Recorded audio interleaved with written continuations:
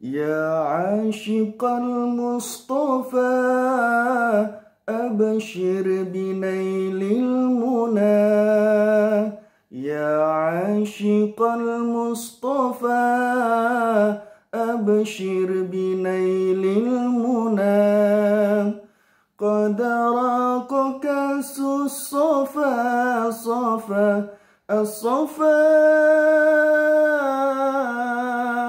وطاب وفد الهنا قد راق كأس الصفا.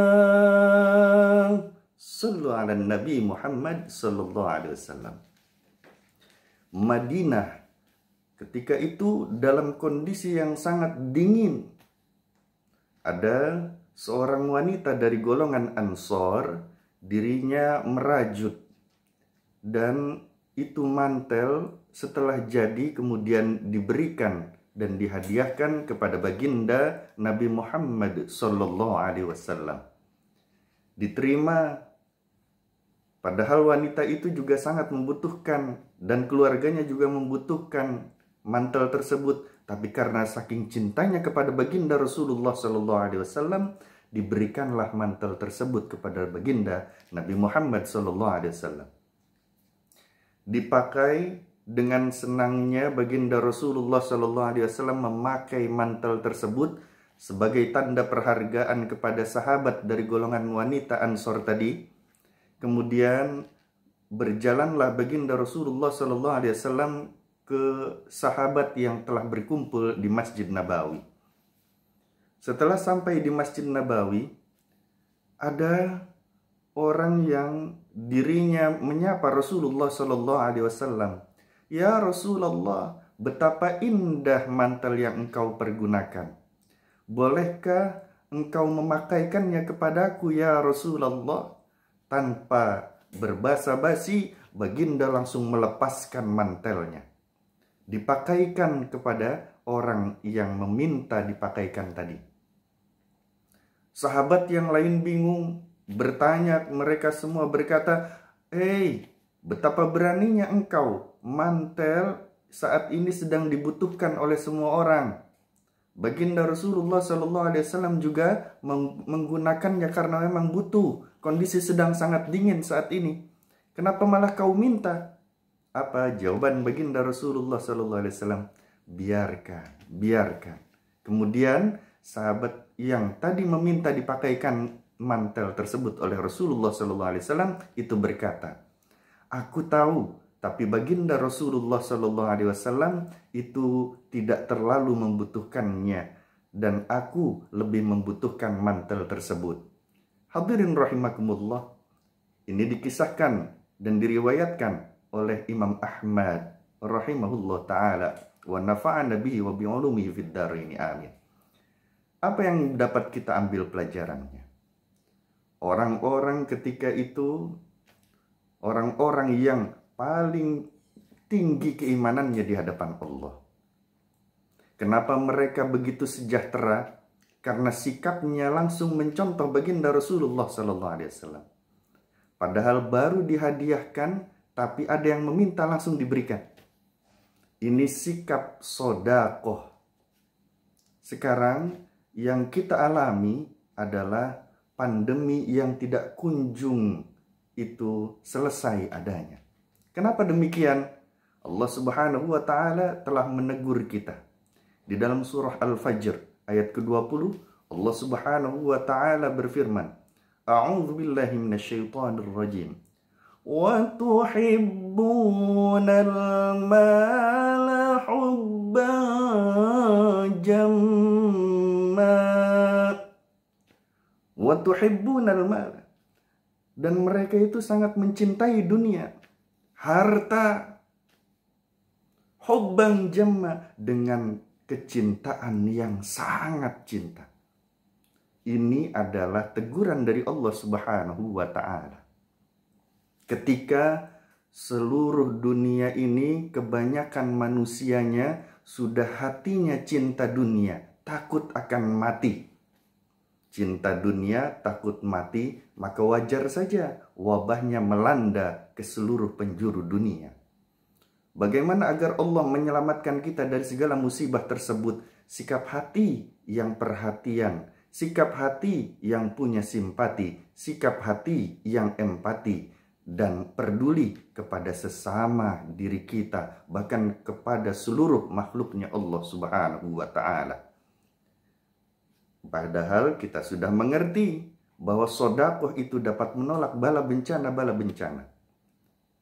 Kitanya yang itu sangat kikir, kitanya yang jarang bersedekah, kitanya yang malas untuk bersedekah, kitanya yang tidak ikhlas ketika bersedekah, itu yang menyebabkan wabah ini terus-menerus ada.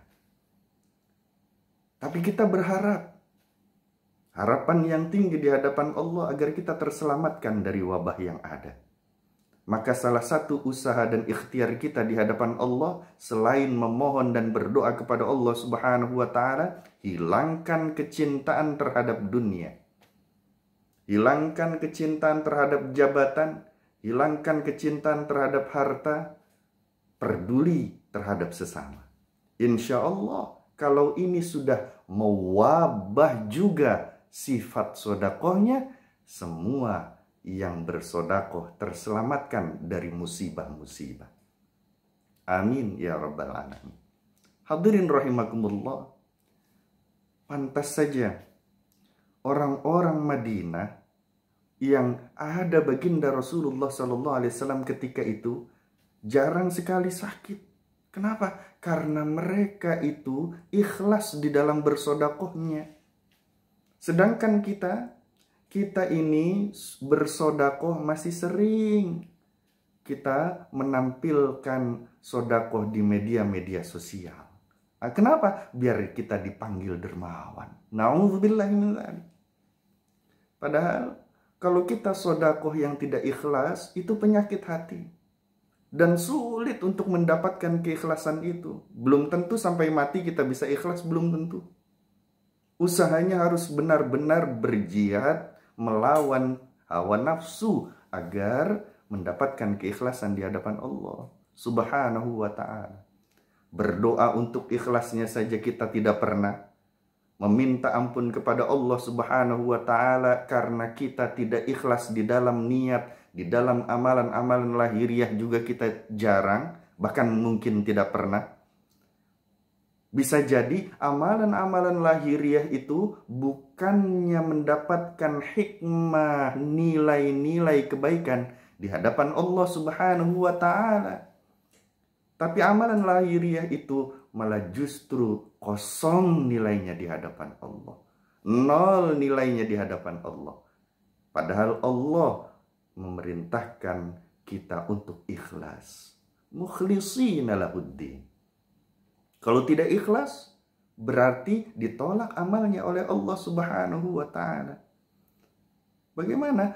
Padahal kita sulit untuk mendapatkan keikhlasan. Kalau memang sulit mendapatkan keikhlasan, hati yang lillahi ta'ala, billahi fillahi, maka mohon sama Allah keikhlasan itu. Minta sama Allah agar ikhlas. Yang kedua, karena keikhlasan itu benar-benar murni karena Allah, tidak ada satupun niatan dan keinginan yang lain selain Allah, dan itu sangat berat. Kita mustahil kalau mengandalkan diri kita sendiri, maka bergantung kepada Allah, berdoa kepada Allah, kemudian kita mohon ampun kepada Allah Subhanahu wa Ta'ala karena banyak dari amalan-amalan lahiriah kita yang itu tidak ikhlas. Akui saja di hadapan Allah. Ya Allah, setelah selesai sholat, ya Allah, maafkan kami, ampuni kami ya Allah. Karena di dalam sholat kami masih banyak penyakit hatinya, masih banyak kotoran hatinya, masih tidak ikhlas di dalam berniatnya, masih sering mengeluh, masih sering berat di dalam mengerjakannya. Ya Allah, ampuni kami ya Allah yang ketika beribadah masih belum ikhlas di hadapan-Mu. Ketika kita beristighfar kepada Allah Subhanahu wa Ta'ala akan tidak ikhlasnya kita di dalam beramal, maka tetap bernilai di hadapan Allah Subhanahu wa Ta'ala dan terjadi proses pensucian hati di hadapan Allah Subhanahu wa Ta'ala dengan permohonan ampun tadi di hadapan Allah. Maka hadirin rahimakumullah, mengaku di hadapan Allah, banyak bersodakoh di hadapan Allah, berusaha ikhlas dengan berdoa dan bergantung kepada Allah, peduli terhadap sesama, berikan apa yang dibutuhkan manusia, bersodakoh dengan banyak bersodakoh, bukan hanya sodakoh lahiriah tapi juga batiniah. Insya Allah kita semua akan diselamatkan dari musibah-musibah lahiriah dan musibah-musibah batiniah. Kita berdoa memohon kepada Allah Subhanahu wa Ta'ala, semoga Allah cepat mengangkat wabah ini. Semoga Allah Subhanahu wa Ta'ala menjadikan kondisi dunia itu yang penuh dengan rahmatnya Allah Subhanahu wa Ta'ala. Dunia yang kita kenal dahulu, yang tidak terbatasi. Dunia yang ketika kita berkumpul, bermajlis ta'lim, sholat berjamaah, itu tidak lagi khawatir. Dan tidak ada saling curiga-mencurigai antara satu dengan yang lainnya. Semoga Allah Subhanahu wa Ta'ala juga menghindarkan diri kita selain dari musibah lahiriah, juga musibah-musibah batiniah. Semoga ketika kita wafat nanti sudah tidak ada kotoran-kotoran hati di dalam hati kita, dan kita terselamatkan dari maksiat lahiriah dan batiniah. Insya Allah, amin ya rabbal alamin. Assalamualaikum warahmatullahi wabarakatuh.